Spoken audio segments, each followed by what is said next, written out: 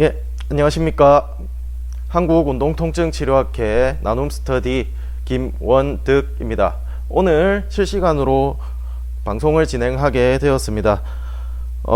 저희가 이제 나눔 스터디에서 한 달에 한 번씩 제 집합 강의, 그러니까 무료 스터디를 매월 마지막 금요일에 실시했었는데 코로나 사태 때문에 집합 강의가 불가능했고 이 코로나 사태가 너무 길어지는 바람에 저희도 이제 활동 중단 기간을 너무 오랫동안 끌고 갈 수 없다는 판단하에 이렇게 라이브 방송으로 스터디를 진행하게 되었습니다.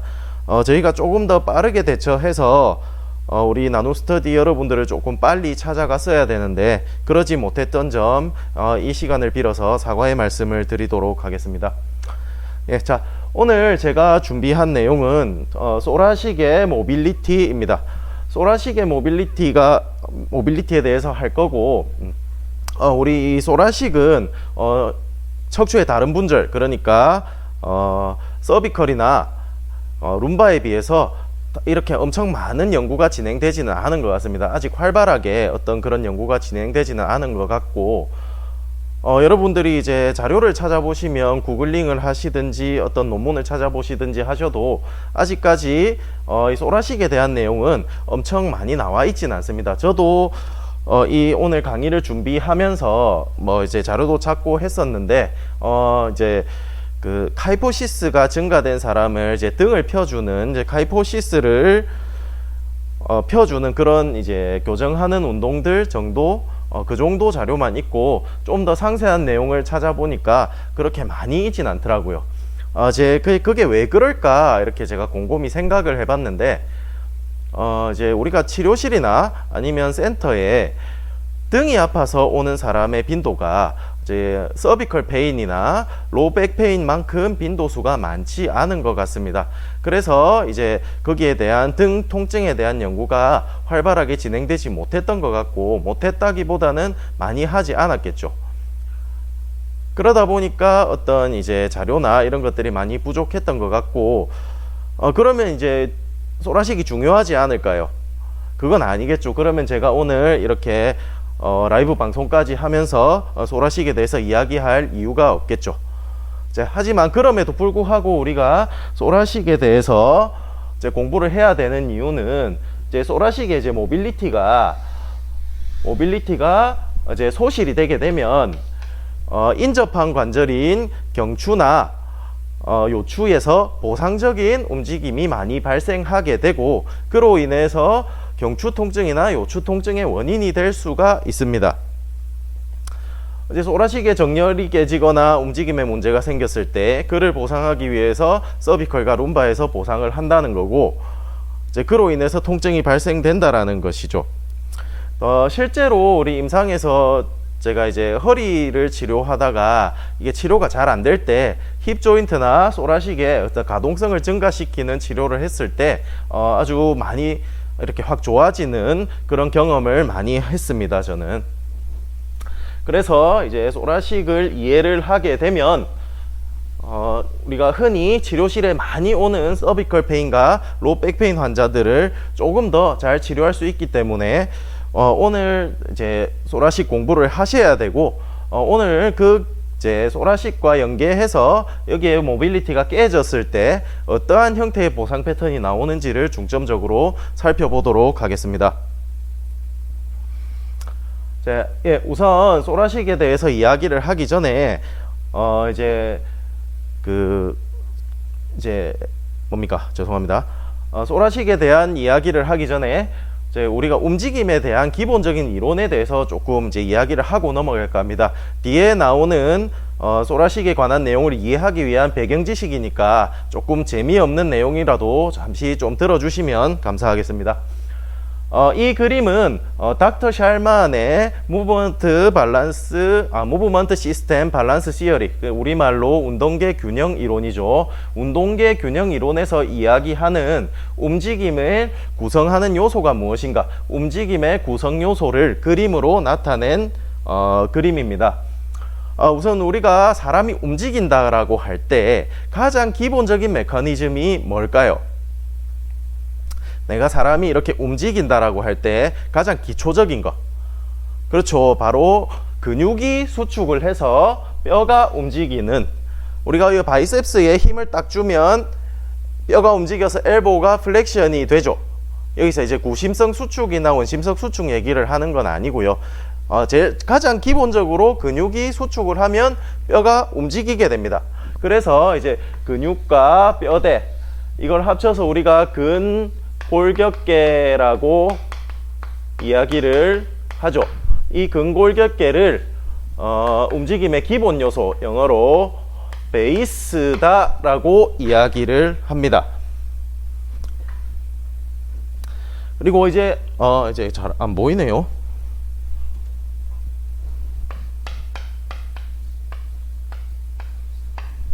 그리고 이 근육은 자기 혼자서 수축하지 않죠, 절대로. 우리 이제 브레인에서 야 움직여라 하고 이제 명령을 내려주면 이제 전기 신호를 박박박 보내서 액션 포텐셜이 근육까지 전달이 되면 그때 근육이 수축을 하게 되죠. 그래서 우리가 신경계가 이 근골격계를 조절해 준다 해가지고 신경계를 우리가 조절자 요소 모듈레이터라고 합니다.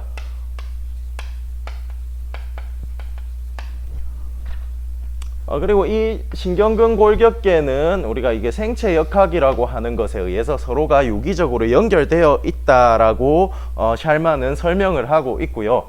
그리고 우리가 신경계 치료를 할 때 신경계 보시는 분들도 계실 거고 근골격계 질환을 주로 다루시는 분들도 계실 건데 신경계 치료를 할 때 우리 근골격계적인 문제를 같이 생각을 해줘야 우리 스트로크 환자라든지 척수 손상 환자들이 조금 더 좋은 치료를 제공할 수 있고, 근골격계 마찬가지로 근골격계 환자들도 요즘은 신경학적인 요소를 고려를 해서 그러한 치료를 해줘야 조금 더 좋은 치료를 제공할 수 있습니다. 그래서 이제 신경근골격계가 우리가 직접적으로 다루는 움직임의 영역이죠. 근데 여기 밑에 보시면 대사, 그리고 폐라고 호흡을 얘기하는 겁니다. 호흡, 그리고 심혈관 계통, 이렇게 세 개가 이렇게 그림에 묶여 있는데 이것을 이제 직접적으로 우리가 움직임에 관여를 하지 않습니다. 하지만 우리 신경근골격계가 일을 잘할 수 있도록 영양과 물질 공급을 하는 역할을 해주기 때문에 우리 움직임에서 아주 중요한 부분을 차지하고 있다라고 이야기를 하고 있고요.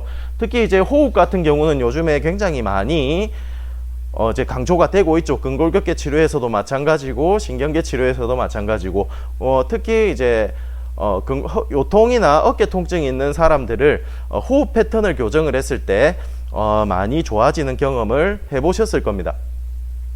그리고 이제 그래서 이제 심혈관 호흡 대사계통을 우리가 이제 서포트 지지 요소라고 이야기를 하고 있습니다. 이 지지 요소가 손상된 사람들, 그러니까 대사계통의 대표적인 질환이 당뇨병이죠. 당뇨병, 그리고 이제 심혈관 쪽에 고혈압이 있다든지 호흡에 문제가 있는 만성 폐쇄성 폐질환 COPD 같은 기저질환을 가지고 있는 경우에 이런 경우에 우리가 이제 이런 환자들이 왔을 때 치료를 해보면 예후가 그렇게 좋지는 않았습니다, 저는. 그리고 실제로 그렇고요. 왜냐하면 이제 신경근골격계를 우리가 치료를 하는데 이 신경근골격계가 물질 공급과 영양 공급을 똑바로 받지 못하고 있는 사람들이기 때문이죠. 그래서 당뇨병 환자라든지 어떤 COPD가 있는 사람들은 이제 어깨가 아프든 허리가 아프든 치료실을 방문했을 때 우리는 이제 그렇게 예후가 좋지 못하다는 것을 예측을 하고 그에 맞는 치료 계획을 수립을 하셔야 됩니다. 이제 이런 질환이 있는데 어떤 빠르게 치료를 하려고 노력하면 오히려 안 좋은 결과가 나타날 수가 있겠죠. 그래서 이제 그런 부분을 고려해야 되기 때문에 이제 대사계통, 호흡, 심혈관까지 한번 이야기를 해봤습니다.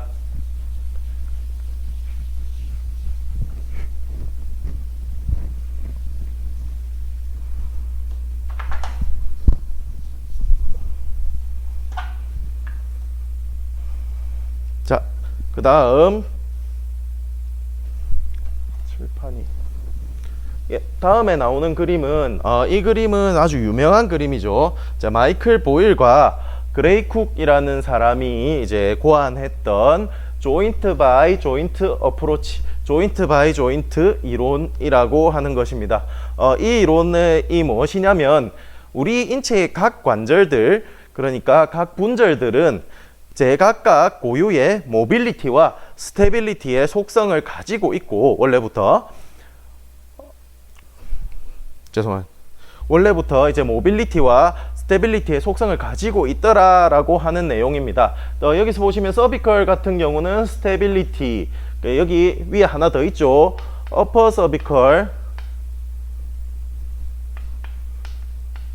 서비컬은 모빌리티입니다. 모빌리티, 서비컬은 스테빌리티, 소라식은 모빌리티, 그 다음 룸바는 스테빌리티 분절이고, 힙 조인트는 모빌리티 분절이고, 그 다음에 니 조인트는 스테빌리티, 앵클은 모빌리티. 우리 여기 스캐플라는 스테빌리티고 GH 조인트는 모빌리티라고 여기서는 분류를 하고 있어요. 오늘 주제가 소라식이죠. 소라식은 모빌리티의 어떤 모빌리티의 속성을 가지고 있습니다. 그런데 이 모빌리티가 어떤 저하가 되거나 제한이 되게 되면 위아래에 있는 서비컬과 룸바, 스테빌리티를 잡아줘야 되는 이 분절들이 모빌리티 속성으로 이제 보상을 하게 되죠. 그러므로 인해서 여기에 문제가 발생하게 되는 겁니다. 이제 그러한 이론이 이제 그러니까 소라식의 모빌리티를 우리가 회복시켜주고 유지를 시켜줘야 되는 하나의 이유가 되겠죠.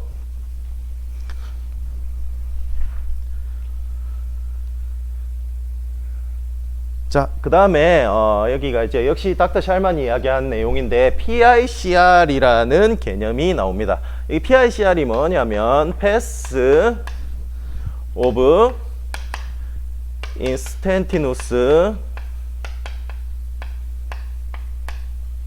Center of Rotation. 이게 PICR 해가지고 이거의 약자인데 한글로 해석을 해보면 순간순간 회전 중심의 경로다라고 이야기를 합니다. 우리가 이제 관절이 움직일 때 회전 운동을 하게 되죠. 회전 운동을 하게 되면 이제 우리가 회전 운동을 하면 회전축이라는 게 발생을 하게 됩니다. 모든 움직임인데 회전 운동에는 회전축이라는 게 생기죠. 회전축이 딱 생기는데 우리 인체는 이제 로봇이 아니고 기계가 아니기 때문에 고정된 축으로 움직이지 않습니다. 그래서 이제 그 순간순간 그 회전축이 변화하게 되는데 그 회전축이 이동한 경로를 나타낸 게 PICR이라고 하는 개념입니다. 정상적인 형태의 PICR을 보게 되면 이제 슬관절, 니 익스텐션을 예로 들었는데요. 이제 니가 이렇게 익스텐션 되는데 이렇게 똑바로 예쁘게 이렇게 익스텐션 되면 이렇게 일정한 방향으로 PICR, 그러니까 회전축이 이동을 해서 이런 형태의 PICR을 가집니다. 네, 하지만 퇴행성 질환이 있는 사람, 여기서 보시면 출발 위치는 여기인데 이만큼 앞으로 무릎이 빠지는 움직임을 했죠. 퇴행성 질환이 있거나 무릎에 문제가 있는 사람들은 이렇게 회전축이 막 이렇게 엉뚱하게 막 돌아다니는, 이렇게 했을 때 이 관절면에 이제 손상을 많이 받게 되겠죠. 이제 여기서 이제 마이크로 트라우마를 받게 되겠죠. 이게 세월이 오래되게 되면 매크로 큰 손상으로 발전하게 되고 이것이 페인이 될 수 있다라고 하는 겁니다.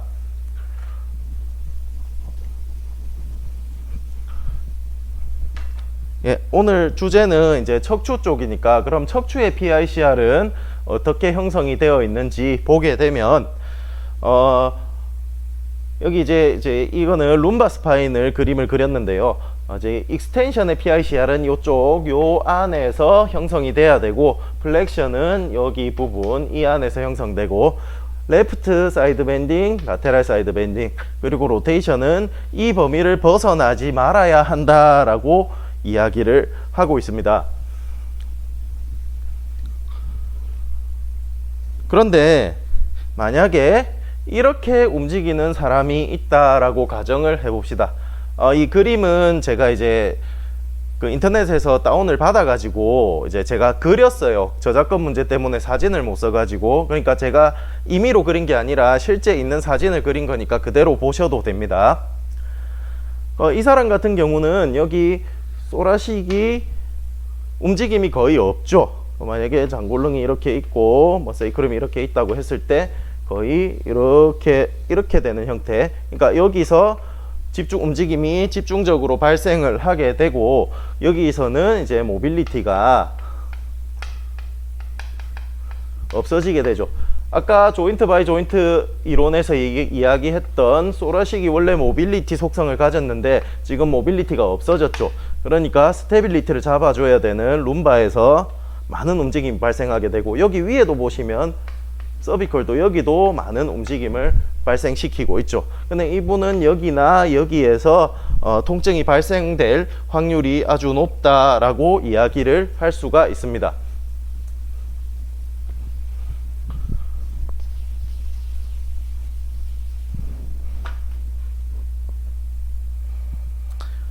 방금 그 사람의 요추에서, 그러니까 허리뼈에서 PICR은 아마 사이드 밴딩을 했으니까 이 그림처럼 이 범위 안에 있어야 되는 PICR이 아마 이렇게 생겼을 가능성이 아주 큽니다. 그러면 이제 여기서 이만큼 움직여야 될 것들이 이 분절이 이만큼 이렇게 움직이게 된다라는 거죠.